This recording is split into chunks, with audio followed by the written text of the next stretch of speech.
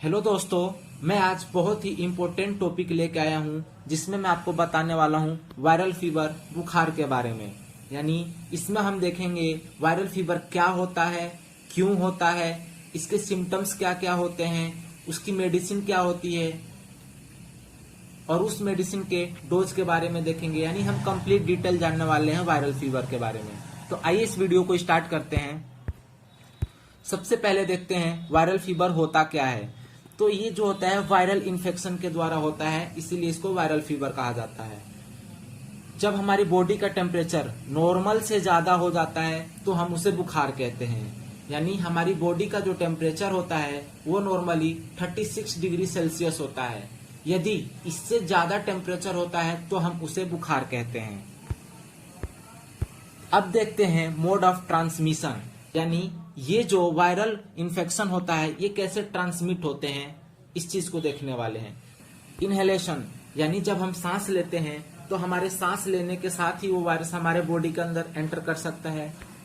या फिर जब हम फूड लेते हैं तो फूड के थ्रू जा सकते हैं। मॉस्किटो बाइट, यानी अगर मॉस्किटो हमें काट लेते हैं, यानी उनके अंदर पैथोजन पहले से हैं तो हमारे बॉडी के अंदर वो वायरस के पैथोजन हमारे बॉडी में आ जाएंगे।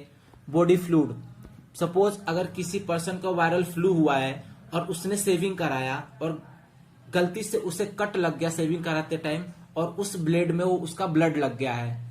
अब कोई दूसरा पर्सन सेविंग कराने के लिए आया और उसका भी सेविंग उसी ब्लेड के द्वारा हुआ और फिर उससे कट लग गया, तो अब क्या होता है, दोनों का ब्लड ट्रांसम्यूट हो जाता है एक दूसरे के साथ। तो वो जो पहले से ब्लड लगा हुआ था उसमें वायरस के इन्फेक्शन रहे होंगे और वो इन्फेक्शन इस पर्सन के अंदर भी आ जाएगा, यानी इस पर्सन को भी वायरल फ्लू हो सकता है। नेक्स्ट, स्नीजिंग, अगर किसी को पहले से ही वायरल फ्लू है, उसने छींका, जब हम छींकते हैं तो बहुत सारे ड्रॉपलेट्स बाहर आते हैं, जैसे कि इस फिगर में देख रहे होंगे आप। अब ये ड्रॉपलेट्स किसी और ने इनहेल कर लिया तो वो फ्लू उसको भी हो सकता है। तो ये तो थे मोड ऑफ ट्रांसमिशन। अब देखते हैं अगर वायरल फीवर हो गया है तो सिम्टम्स क्या क्या हो सकते हैं।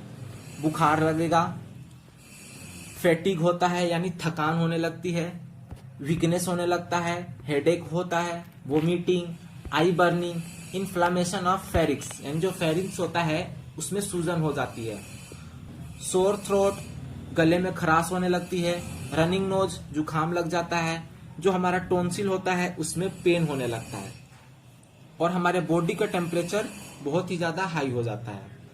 तो ये तो थे वायरल फीवर के सिम्टम्स। अब देखते हैं कॉम्प्लिकेशंस के बारे में। यदि किसी पर्सन को वायरल फीवर हो गया है तो उस दौरान कौन कौन सी कॉम्प्लिकेशन आ सकती है।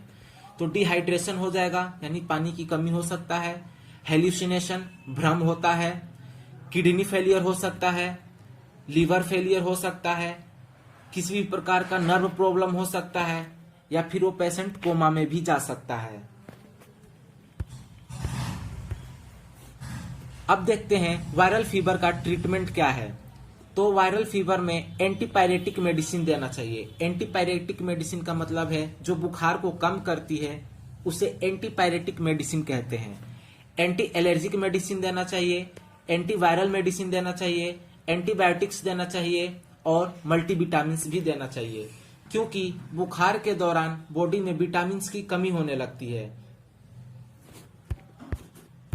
अब देखते हैं एंटीपायरेटिक मेडिसिन कौन कौन सी दे सकते हैं। तो पीसीएम यानी पैरासीटामोल दे सकते हैं, एसिलोफ्लेक दे सकते हैं, आइबुप्रोफेन दे सकते हैं, एस्प्रिन दे सकते हैं और डाइक्लोफेनेक दे सकते हैं। इनका डोज, अगर डोज की बात करें तो ये सब होते हैं एंटीपायरेटिक, यानी बुखार को कम करने के लिए। तो अगर हमारे बॉडी का टेम्परेचर ज्यादा है उस टाइम इन दवाओं का यूज करना चाहिए। अब देखते हैं anti allergic medicine. Anti allergic में सिट्राजिन देते हैं। सिट्राजिन का डोज की बात करें तो ये टैबलेट फॉर्म में भी होता है और एक लिक्विड फॉर्म में भी होता है। अगर एडल्ट पेशेंट है तो उसे 5 mg बीडी देना चाहिए। बीडी का मतलब होता है 2 टाइम्स, यानी सुबह और शाम।